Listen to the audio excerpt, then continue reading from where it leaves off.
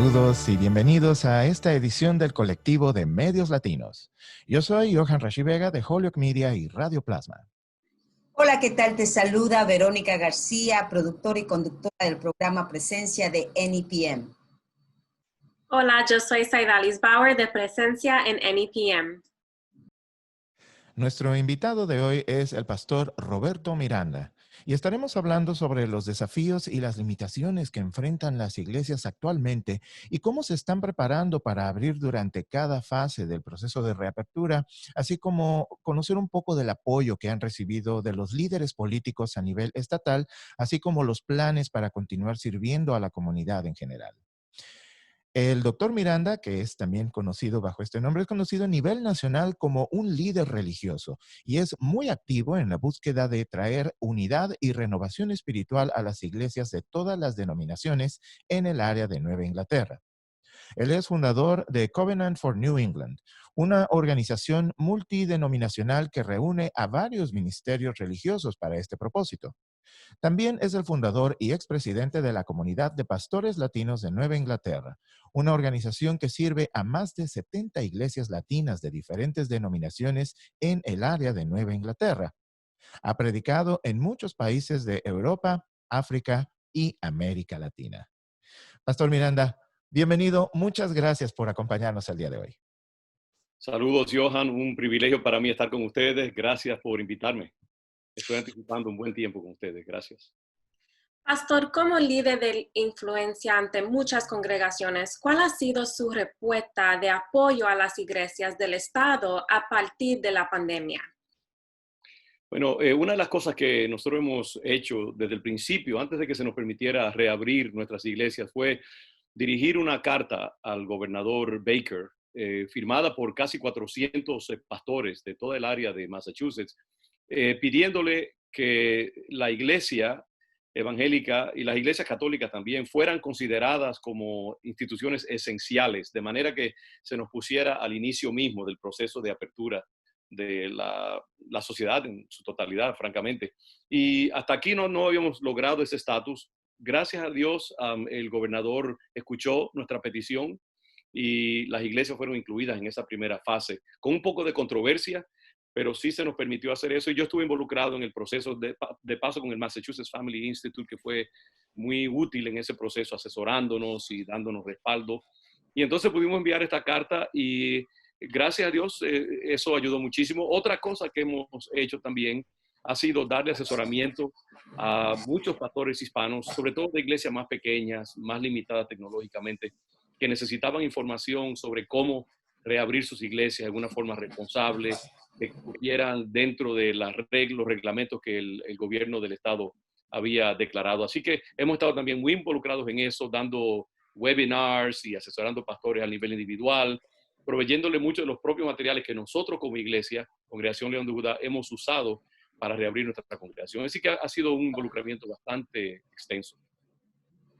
Actualmente, Pastor Miranda, ¿cuál es la fase que las iglesias están actualmente atravesando en cuanto a la reapertura? ¿Cuál es el plan para así poder, de una forma, la comunidad se sienta tranquila de que pueden regresar a sus congregaciones? ¿Todavía están en qué fase? Sí, es una buenísima pregunta. Eso varía muchísimo de iglesia a iglesia. Muchas iglesias todavía no se sienten seguras, que tienen todos los procedimientos, los materiales disponibles que se requiere para abrir su iglesia en una forma safe, una forma segura. Entonces, muchas iglesias están, no solamente hispanas, claro, sino también norteamericanas, blancas, afroamericanas, buscando la manera de abrir en una forma apropiada. Entonces, hay una fase así. Hay otro grupo de iglesias que francamente no se consideran todavía seguras, que la pandemia esta haya llegado al punto de que puedan abrir aún dentro de los protocolos que provee el Estado, y por lo tanto esas iglesias van a esperar un tiempo. Otras, sus miembros mismos no se sienten cómodos, entonces los pastores han tenido que bajar la cabeza ante la preferencia de sus feligreses y no han abierto todavía. Otras iglesias como la nuestra, por ejemplo, ya el domingo pasado, el 31, abrimos formalmente después de un proceso largo de reflexión, de consultoría, de los pastores principales de la congregación y los líderes sentarse, discutir todos los aspectos, emitir documentos, todo tipo de señalamiento dentro de la iglesia, procedimientos de limpieza. Yo podría entrar en mucho detalle, pero no sé si este es el momento apropiado. Pero sí, no, ese tipo de iglesia, hemos querido asegurarnos de hacerlo en la forma más responsable posible, sabiendo que esto es una situación extremadamente delicada, que la iglesia está en el ojo de la sociedad y a veces un ojo crítico, escéptico, y que no podemos darnos el lujo de hacer las cosas de una forma apresurada y arriesgada que dé lugar entonces a una explosión nueva. O imagínate que salga a la luz que tal iglesia se reunieron y que de allí salieron contaminados un grupo de personas, un escándalo. Y en ninguna manera queremos retrasar este proceso que nos ha costado tanto llegar a él. Así que en el caso de Congregación León de Judá, por ejemplo, eso ha tomado mucho tiempo y todavía estamos retroalimentándonos, examinando el proceso. Por ejemplo, este domingo pasado, te podría escribir si te interesa más adelante, pero hay mucha tela que cortar en respecto a esto. Es un proceso complejo, diverso, muy matizado y diferentes iglesias están en diferentes etapas de este proceso. Algunas no abrirán por los próximos semanas inclusive y quizás, cuidado, si un mes y pico, 2 meses es posible inclusive. Es un proceso bien complejo. Aún en nuestra iglesia añado que no todos los feligreses se sienten seguros llegando. Nuestro pueblo siente la responsabilidad para sus seres queridos, por ejemplo, gente que tiene ancianos en el hogar, familias con niños, personas que están en condiciones de salud delicadas, comprometidas. Toda esa gente no se siente ahora mismo que quieren entrar de lleno. Así que la asistencia, aún comenzando el domingo pasado con todos los requisitos y todas las cautelas, ha sido bastante limitada. Yo creo que será un proceso ahora en las próximas semanas, la gente ganando confianza y entrando más de lleno en entrar a la iglesia ya regularmente. La posibilidad de que la gente pueda congregarse nuevamente en sitios de culto y poder pues practicar su fe en una forma un poco más de regreso a lo tradicional, considerando las limitaciones que esto lleva.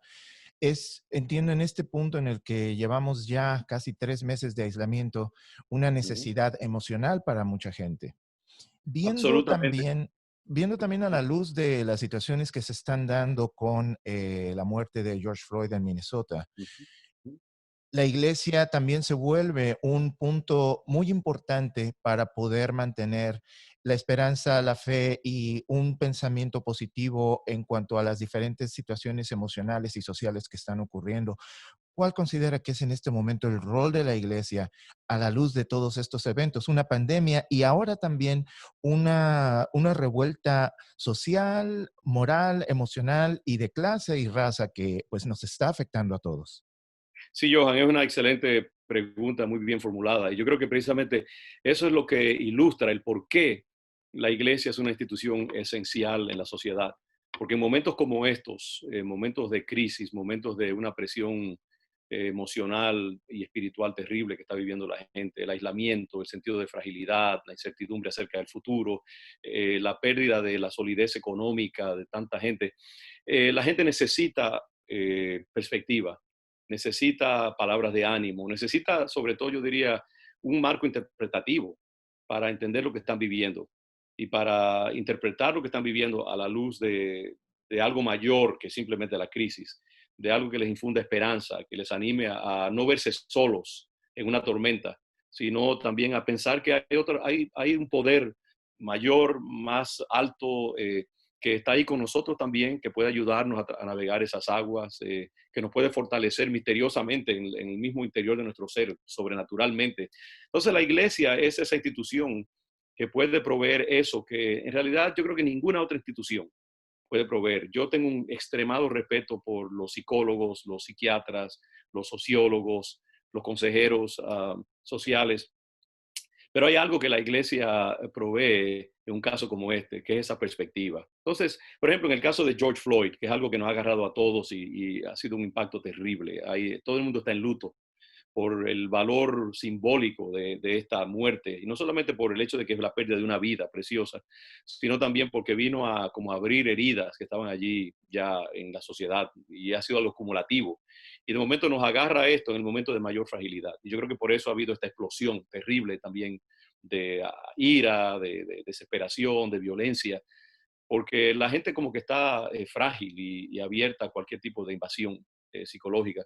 Ahí es donde la iglesia, por ejemplo, nosotros hemos tratado, anoche mismo tuve una entrevista y nuestra iglesia hizo un programa que estamos pasando por el internet, tratando de explicar. Este domingo yo voy a predicar sobre ese tema, voy a dedicar todo el sermón específicamente a cuál es la actitud de la iglesia, por qué es importante el amor los unos a los otros, el respeto del sello divino en el individuo, la tolerancia, la bondad y todas estas cosas que son tan importantes. Y también el perdón, porque yo creo que esta crisis que está pasando ahora mismo la sociedad, si no hay un elemento de perdón, y solamente hay la sed de justicia desnuda, yo creo que eso no va a ser lo suficiente para sanar las heridas. Yo creo que lo que ofrece el Evangelio precisamente es ese llamado a perdonarnos unos a otros, aún mientras nos hablamos la verdad, porque yo creo que las protestas que se han dado tienen su lugar y es importante que se deje saber que esto es intolerable.